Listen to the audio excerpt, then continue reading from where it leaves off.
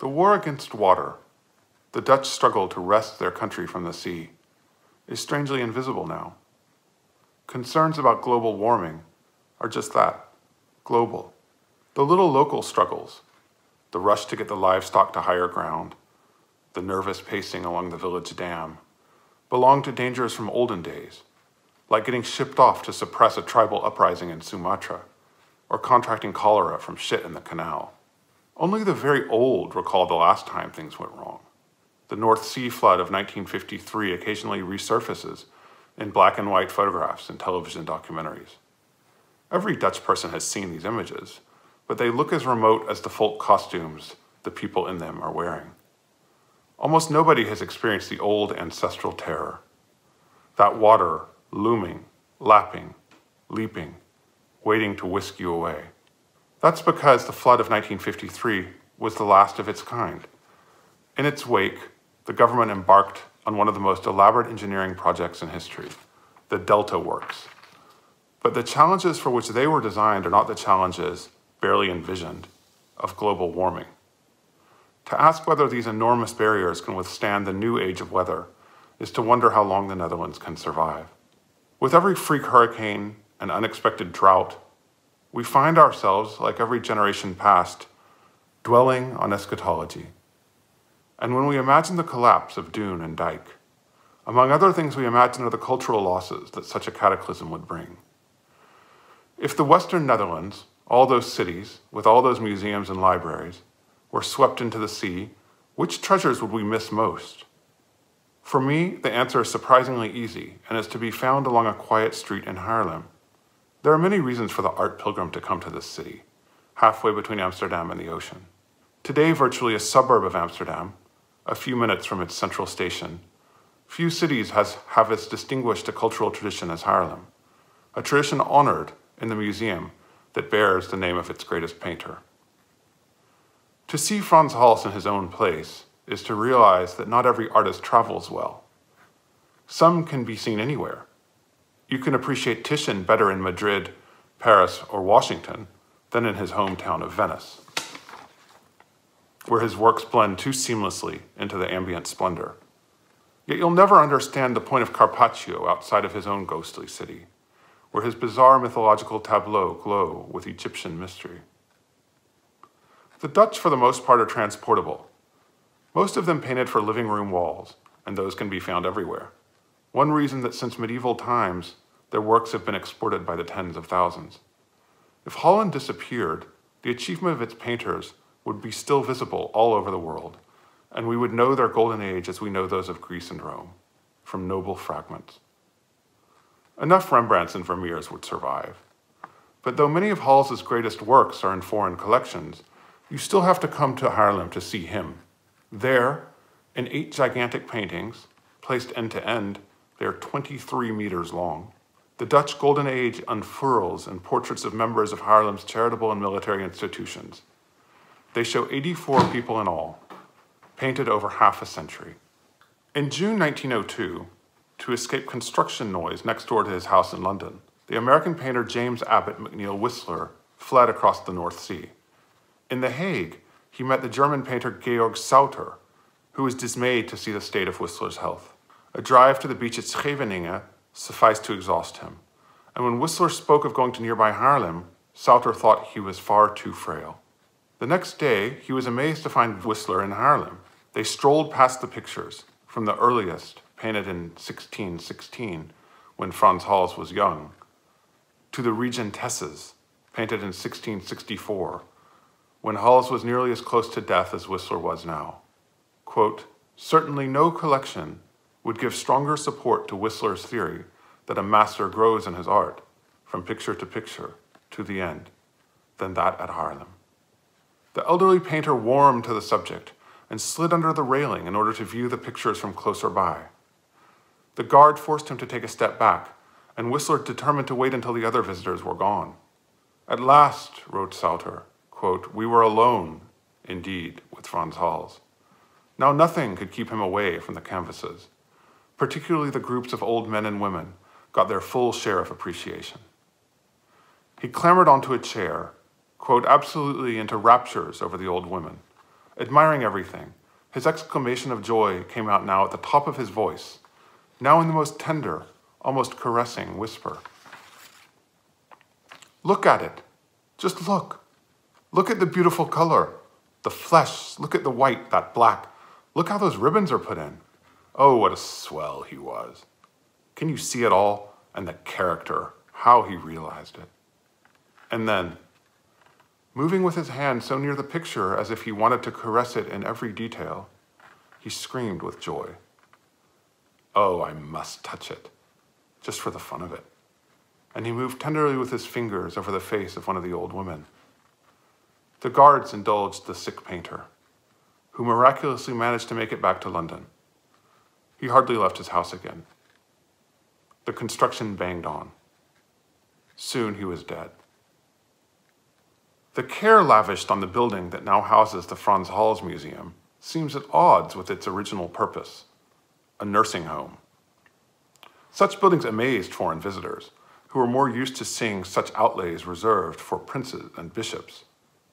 If the old men's house was an expression of dedication to the infirm, it was also, and not accidentally, an advertisement in mortar and brick for Dutch moral excellence. Hals was young when construction began, in 1607. With its spacious rooms and tranquil garden, the old men's house speaks of wealth sagely deployed, of a well-ordered civilization. So does the collection's centerpiece, Hals's group portraits. Swooshing with silk, dripping with lace, they nonetheless convey a dignity that even at its most celebratory is never ostentatious. These are people who deserved their golden age. Yet the life of the artist who created the pictures, the person for whom the building is now named, speaks of a poverty so extreme that the modern mind struggles to fathom it. Rembrandt died poor, but enjoyed long periods of affluence and even magnificence. Hals, from before his birth till after his death, was trailed by such destitution that most of what we know of his life comes from the annals of the small claims court. When he was born, his father was involved in a lawsuit arising from his brother's estate. The question, which dragged on for nearly a year, involved a rapier, a doublet, a kind of men's jacket, 6 shirts, and a pair of stockings. The records of this dispute survived. The record of Franz's birth have not, because though we do not know the exact date, we know he came into the world in Antwerp toward the end of 1582, amidst a Holocaust. The Dutch revolt began as a reaction of the Netherlands, attached by inheritance to the Crown of Spain, to punitive taxation, tyrannical government, and brutal religious repression. The revolt was centered in Antwerp, the mercantile and banking capital of Europe, which was being reduced to a colonial tributary, its preachers tortured, its treasury milked to finance wars in faraway lands. By the time of Hals's birth, the city had been reduced by wave after wave of destruction. In 1566, the Protestants purged the churches of what they saw as idols, an act of defiance against the king and church that was answered 10 years later by a sack of the city. 18,000 people were killed in just 3 days. In historical terms, the Spanish Fury meant the end of Antwerp as the entrepot of the North. In personal terms, for the survivors, it meant nothing good, especially if they, like Hals's parents, were poor to begin with. His father was a shearer, a man who cut wool from sheep, one of the many artisans in a cloth-making industry that never recovered from the attacks.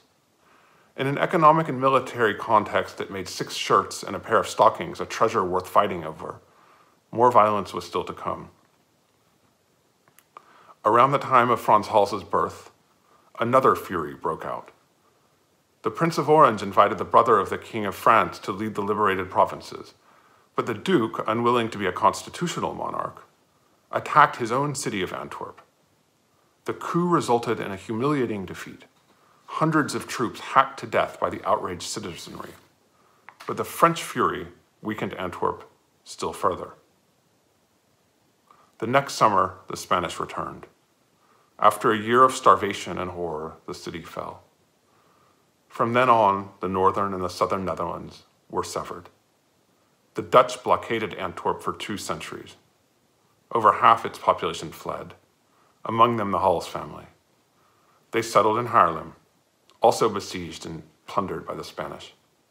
But the Spanish left in 1577 and never returned. By the time these thousands of Flemish immigrants arrived, Haarlem was being rebuilt. The skills these sophisticated people brought revitalized the city's trade, including the cloth trade that employed Hals's father, François. The city prospered. The Hals family did not. In 1599, to make good a debt incurred by purchasing half a cow, François was forced to cede the entirety of his household goods. A pair of stockings, half a cow. The tone was set. Frans Hals would be sued in 1624 for payment for a jacket worth 3 guilders and 6 stivers. In 1627, he would be sued for 7 guilders for a delivery of butter and cheese. In 1629, a baker sued him for 5 guilders and 17 stivers. In 1631, he was sued over his failure to pay for some meat, for which he had agreed to pay 43 guilders. 13 were still outstanding. In 1634, he was sued for 23 guilders for bread. He had exchanged a painting for the bread, but it wasn't enough to cover the debt. In 1636, another baker sued him. In 1640, he was sued for 33 guilders for rent. In 1642, he was sued for 5 guilders for a bed.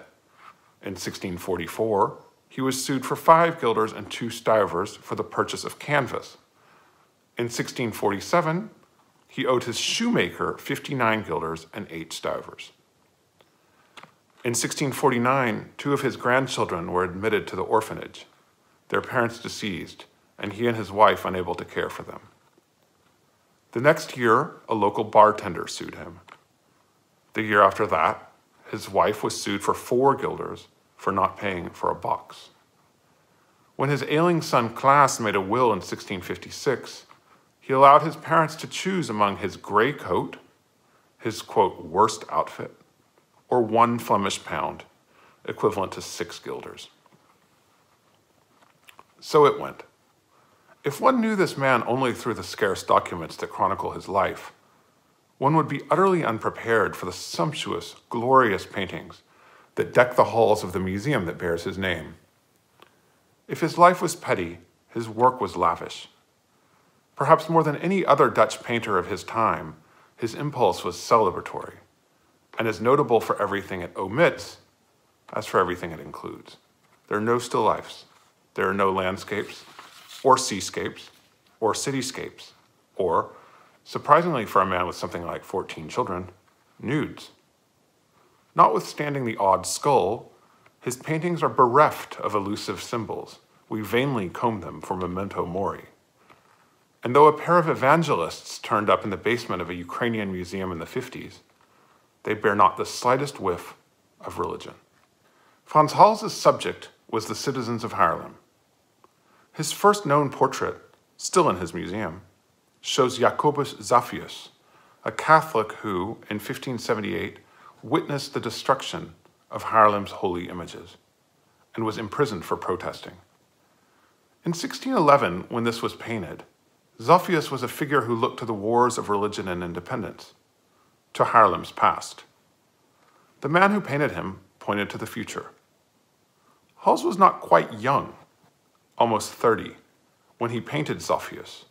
It was a late start. At that age, Paulus Potter was dead. Fabritius had 2 years to live. Despite the hurdles he faced in his life, Hals would live far longer than any prominent Dutch painter. He died in 1666 at age 84, fully 20 years older than Rembrandt was when he died.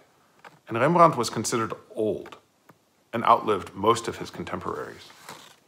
The vitality that propelled Frans Hals through a long life is visible already in this work.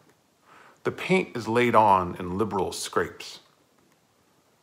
Though the colors are few, black and brown for Zaphius's clothing, yellows and reds and whites for his face and beard, Hals wrings every nuance out of them. He doesn't have a single black, but 27 different blacks, wrote another painter, who thought he was Rembrandt's equal. That painter, Vincent van Gogh, was one of the many modernists who found a model in Hals. Whistler called his painting of his mother Arrangement in Gray and Black No. 1, a title that could have served for any number of Hals's paintings.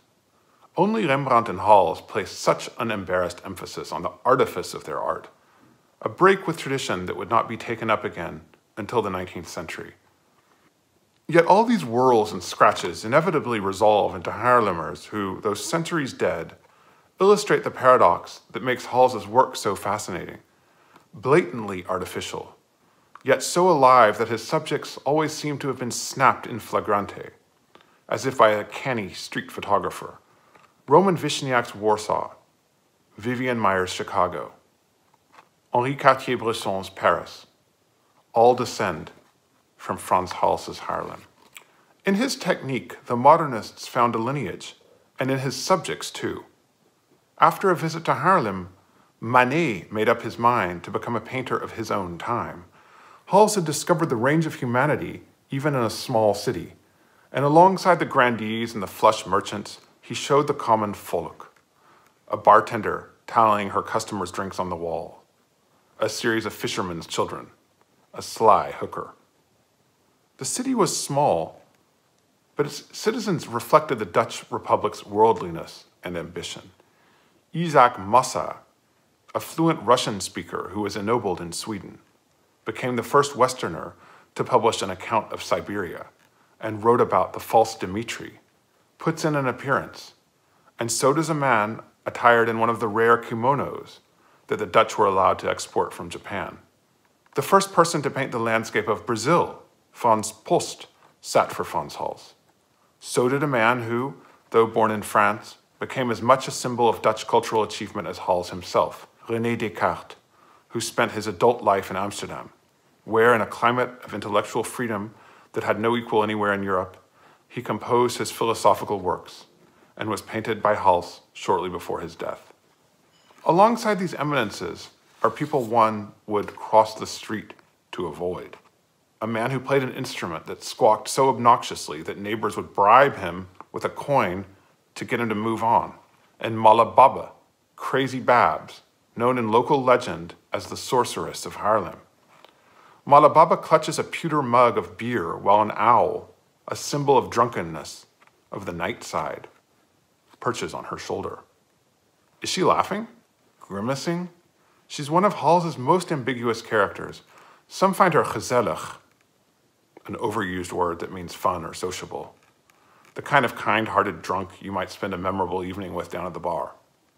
Popular songs have been written that portray her as a prostitute, which seems unlikely. Others see a terrifying madwoman in the grip of alcoholism and mental illness. She was a real person, Barbara Klaas, who has been traced in the records of the same asylum to which Hals's own son Peter was condemned. Another one of the tragedies that filled his life, recorded in the dry prose of bureaucracy. In an age without euphemism, this institution was known as het doolhuis, the madhouse. In an age without specific diagnosis of mental disabilities, it is hard to know exactly what ailed her. Whatever her story, she surely never dreamed that she would remain a symbol of Haarlem centuries after her death, or that the city would honor her with a statue, complete with the owl on her shoulder. Her name and face are still known, thanks to Hals's portrait, which in our image-soaked world, and our dutiful trudges through all those encyclopedic museums, is that rare picture that, once seen, can never be forgotten. El sueño la razón produce monstruos, Goya wrote on an etching. The sleep of reason produces monsters. Owls descend on a dozing man, landing on his shoulder as they did 150 years before on Mala Baba's. Amidst all the attainments of civilization, Goya shows the man respectably dressed. It is enough to close one's eyes to see the madhouse, the bailiff, the orphan, the drunk. Enough, too, to open them. You enter the Frans Hals Museum through a monumental gate. Take a right, buy your ticket in the bookstore, and then walk counterclockwise around the courtyard. The great Haarlem artists before Hals file past on the right side of the quadrilateral. And then, in the wing opposite the entrance, the first of the works that have attracted generations of artists to this city, the 8 heroic group portraits, appear. No matter how many other pictures by Hals you've seen in real life, no matter how many times you've seen these particular pictures reproduced in books or on screen, you will not be prepared for their size and impact. The woozy idea of inspiration, of the artist's pleasure in his work, crystallizes here. To see Hals paint is to see a graceful young animal bouncing and jumping, delighting in everything he sees. A fork, a hat, a mustache. The artist never gets bored. He never reverts to routine. Everything is climax. The flash of the feasting militiamen, seated at their richly laden tables, clad in their fabulous garments, is rendered by a man who wields brushes as they wield swords, and whose technique matches his subjects so perfectly that it is impossible to separate one from the other. The militiamen flaunt their pride. So does the painter. The earliest, the banquet of the officers of the St. George Civic Guard, dates to 1616, the beginning of Hals's career. Its colors are bright and cheerful, showing young men, many even younger than Hals, the flower of a triumphant nation at the height of its opulence. For them, the iconoclasms and religious wars, the sieges and massacres, would have been thrilling stories they heard as children from the greatest generation. 25 years, another generation, later, Hals, now middle-aged, painted the Regents of the St. Elizabeth Hospital, housed directly across from the museum. The colors have sobered, and the subject is different. The directors of a charitable foundation, the first such group portrait painted in Haarlem. Gone is the sparkling silverware. The only metal visible is a clutch of coins dedicated to the care of the infirm. Here are people scratched together in paint, those 27 blacks, who seem far more real than the smoother creations of other artists. Lifelike and also life-sized. The man closest to the viewer is seen in profile, cocking an ear towards some invisible interloper who has walked in on their gathering. Through that gesture, the group acknowledges the viewer, and through their gestures, they acknowledge each other. Like a pianist whose fingers never allude to the deprivation that preceded his performance, or like a pirouetting ballerina whose dainty smile gives no hint of the blood in her shoes. His travails, his quibbles with the tailor, his dead children, have been pushed off stage. He is entirely at the service of an art that does not show daily life, but that, by rising above it, elevates it. All the spectator sees is the sprezzatura of the prodigy. His light touch disguises something only his fellow painters can fully appreciate. Nobody else can do this. His works are all of a piece, so much so that they seem to have been dashed onto canvas in a single inspired explosion. But technical research shows that these works took many years. The appearance of effortlessness, of a balance so refined that it seems inevitable, is the miraculous illusion of the virtuoso. Yet the great virtuosi are not always the great artists. These are often those who, alongside their mastery, have that creepiness, that slightly offness, that getting under your skinness that Freud called das Unheimliche. One feels the tension between spontaneity and obsession even in Hals's earliest works, but only as one is nearing the exit of the museum does the uncanny burst into full funereal flower. Here we find the regents and the regentesses of this very building, the old men's house, staring at us from across the ages, 5 women and 6 men, gathered in 2 gloomy paintings. These are the works to which the dying Whistler paid homage, and they are so strikingly weird that it's no surprise that he dragged himself here to touch them, or that a legend grew up around them. These pictures demand explanation. The man with the floppy hat and the hangdog face is drunk, for example. And the portrait of the crones was Hals's revenge for their forcing him to spend his last years in this institution.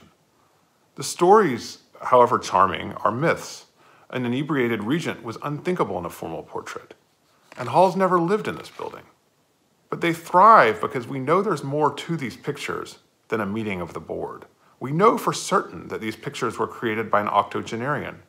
We know that if 80 is elderly now, it was nothing short of ancient then. Given the life expectancy at the time, most residents of the old men's house were presumably much younger. We know that these were the last pictures Hall's made, and we know that another 25 years, another generation, have passed since the St. Elizabeth's portrait. Something has changed. If the earlier portraits are cohesive internally, the figures relate to each other, and externally, the figures relate to the viewer, the regents and regentesses interact with nobody. As if sliced from other paintings and pasted onto an amateuristic photo montage, they stand uncomfortably, pinned to the background, looking right and left, above and below, never at each other and never at us. In a traditional novel, one sentence leads to the next. One thought leads to another. In a sonata, an initial theme is coaxed into a more elaborate development, then brought back to a recapitulating conclusion. To see Hall's final fragmented pictures is to understand that the earlier portraits were akin to well-constructed fictions, in which the chaos of experience has been pressed into a readable narrative, an artificial form. No matter how wild Hall's pictures seemed, they respected the classical order. Eye met eye, hand led to sleeve that led to elbow. One color led harmoniously to the next. Here, though, the colors seem to have been frightened off. All that remains are the 27 blacks and an equal number of whites. Hands and heads emerge from the darkness, and the people, especially taken together, look disembodied, ghostly. A lonely prince of a realm of spirits, from whom now only a chilling breath issued to terrify his most willing contemporaries, standing as they did, aghast at these communications, of which only at moments, only by exception, they could understand anything at all. Thus Thomas Mann imagined Beethoven at the end of his life. Abandoning his audience, the artist created a style that was half breakdown and half liberation. Theodor Adorno was obsessed with this style, and for decades plotted a book about it. Of this book, appropriately, only fragments remain. Late Beethoven did not show fullness or resolution. He showed instead the preposterousness of the very idea of unity, or totality, or narrative. The works he created at the end of his life showed him in the face of the dissolution of death, their broken nature suiting an artist who had outlived his time. Such late works do not display a failure of unity or narrative. They display a willingness to transcend it. Objective is the fractured landscape. Subjective, the light in which alone it glows into life, Adorno wrote. He does not bring about their harmonious synthesis. As the power of dissociation, he tears them apart in time in order perhaps to preserve them for the eternal. In the history of art, the late works are the catastrophes. The shattered illusion of totality is the catastrophe we see in the black paintings of Goya, or the last plays of Ibsen.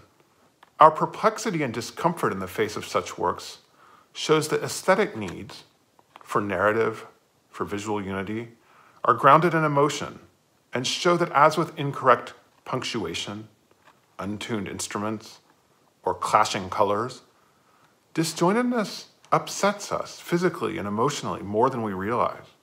When we do realize it, another displeasure arrives. It feels pathetic to be so troubled by a lack of harmony or synthesis, so dependent on the illusion of unity. We know that our own lives don't add up, and that such totalities are artificial. We know that the fractured landscape is the objective one. But that may be precisely the reason we expect art to provide that neatness and consolation. Looked at head-on, the fracture is unbearable. The maturity of the late works does not resemble the kind one finds in fruit, Adorno wrote of Beethoven. They are not round, but furrowed, even ravaged, devoid of sweetness, bitter and spiny. They do not surrender themselves to mere delectation. These were the fruits Hals painted. And when we try to taste them, we discover how prepared we are for delectation, how uncomfortable in the absence of sweetness. This discovery opens the door to a more accurate appraisal of the world and our place within it. Such knowledge dispenses with devices that link one thought, one person, one figure to the next, and that understand one phase of life as a positive evolution toward another. As in the Kabbalah, this view understands us as fragments of shattered vessels, but this most secular of painters withholds the prospect of redemption. The regents and regentesses are thrice late. They are painted by a man who has outlived his generation and buried his own children. They show older people, not as old as the painter, but none quite young, and one of whom, the man reputed to be a drunk, seems to be disintegrating. These people, painted by an old person, are in charge, furthermore, of a home for old people, the building where these pictures still hang. In the wilting flower, the fleeting days, the sunset, thousands of works ponder decline. They are melancholy, but they can be produced by young artists, and even when produced by older artists, they do not necessarily need to be composed in the fractured or anti-harmonious manner suggested by Adorno with the term late style. Not every elderly artist develops, like Beethoven, Ibsen, or Goya, a distinctive late style. His late works, Adorno wrote of Beethoven, constitute a form of exile. In that word, exile, lies a possible key to these paintings. Not the exile we usually imagine, an expulsion from city or country. One might always, at least theoretically, return to a place. These paintings show something more irrevocable. There's no going back for one who has outlived his own time. Hals was an exile from time itself.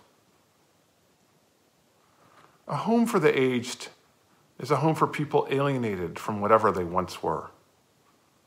Its residents could once feed and wash themselves, walk without effort, sleep without soiling the bed. And now they find themselves in a building that, no matter how lavishly appointed or caringly staffed, is the antechamber of death. And Frans Hals, no matter whether he lived in this building or a few streets away, inhabited the same room. This is the institution over which the regents presided. In their spookiness, they resemble other representations of guardians of the crossroads. These are lords of the threshold, at the junction of this world and the next, liminal deities, like Janus, who looks in two directions. Saint Peter, who keeps the keys to the Christian heaven. Papa Legba, who watches over the gates to the voodoo underworld, Guinée. Mala Baba shows the vicinity of sanity to madness. The regents and the regentesses show a more unbridgeable distance. No landscape is more fractured than the region between life and death. Touched by death, Adorno wrote, the hand of the master sets free the masses of material that he used to form. Its tears and fissures, witnesses to the finite powerlessness of the eye confronted with being, are its final work. Beethoven's late works resolved into trills, Hals into the tears and fissures of brushstrokes alone.